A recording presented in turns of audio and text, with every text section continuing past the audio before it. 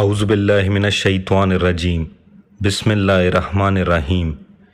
یہ خطبہ امام علی علیہ السلام نے جنگ جمل سے فارغ ہونے کے بعد عورتوں کی مذمت میں فرمایا،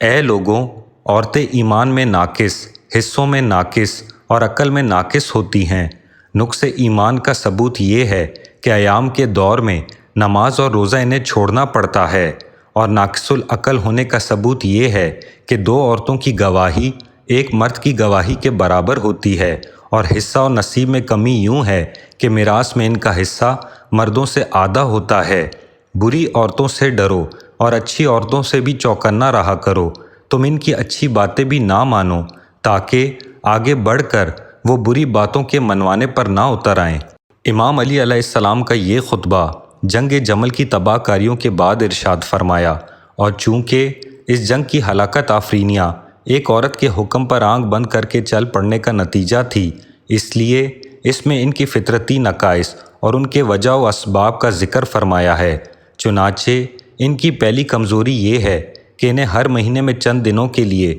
نماز اور روزے سے دستبردار ہونا پڑتا ہے، اور یہ اعمال سے علیحدگی ان کے ایمان کے نقص کی دلیل ہے۔ اگرچہ ایمان کے حقیقی معنی تصدیق قلبی اور اعتقاد باطنی کے ہیں، مگر بطور مجاز عمل و کردار پر بھی اس کا اطلاق ہوتا ہے۔ اعمال ایمان کا آئینہ ہوتے ہیں، لہٰذا اعمال کو بھی ایمان کا جزو قرار دیا جاتا ہے۔ چنانچہ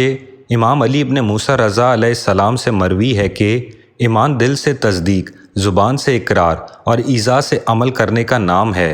عورتوں کی دوسری کمزوری یہ ہے کہ ان کی فطرتی استطاعت عقلی تصرفات کو پورے طور سے قبول کرنے سے قاصر ہوتی ہیں، لہٰذا ان کے میدان عمل کی وسعت ہی کے لحاظ سے فطرت نے ان کو قواعد عقلیہ دیے ہے جو حمل، ولادت، رضاعت، تربیت اولاد اور امور خانہ داری میں ان کی رہنمائی کر سکیں، اور اسی ذہنی اور عقلی کمزوری کی بنا پر ان کی گواہی کو مرد کی گواہی کا درجہ نہیں دیا گیا، جیسا کہ اللہ سبحانہ و تعالیٰ کا ارشاد ہے، اپنے مردوں میں سے جنہیں تم گواہی کے لیے پسند کرو، دو مردوں کی گواہی لیا کرو، اور اگر دو مرد نہ ہوں تو ایک مرد اور دو عورتیں ہوں، اگر ایک بھول جائے گی تو ان میں سے ایک دوسری کو یاد دلاوے گی۔ تیسری کمزوری یہ ہے کہ ان کی میراث کا حصہ مرد کا حصہ میراث سے نصف ہوتا ہے، جیسا کہ قرآن کریم میں ہے، خدا تمہاری اولاد کے بارے میں تمہیں وصیت کرتا ہے کہ لڑکے کا حصہ دو لڑکیوں کے برابر ہوگا۔ اس سے عورت کی کمزوری کا پتہ یوں چلتا ہے کہ میراث میں اس کا حصہ نصف ہونے کی وجہ یہ ہے کہ اس کی کفالت کا بار مرد پر ہوتا ہے، تو جب مرد کی حیثیت ایک کفیل و نگراں کی قرار پائی تو نگرانی و سرپرستی کی محتاج نفس اپنی کمزوری کی خود آئینہ دار ہوگی۔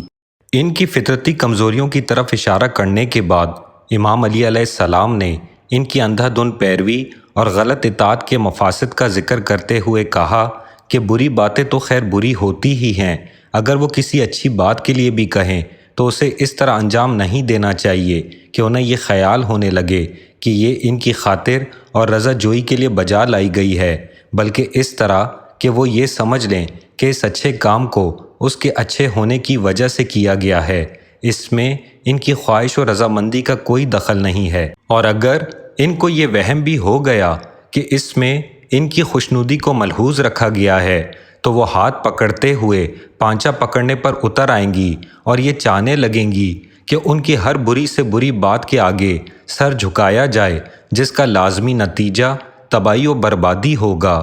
امیر المومنین علیہ السلام کے اس ارشاد کے متعلق علامہ محمد عبدہ تحریر کرتے ہیں کہ امیر المومنین علیہ السلام نے ایک ایسی بات کہہ دی ہے کہ طویل صدیوں کے تجربے اس کی تصدیق کرتے ہیں۔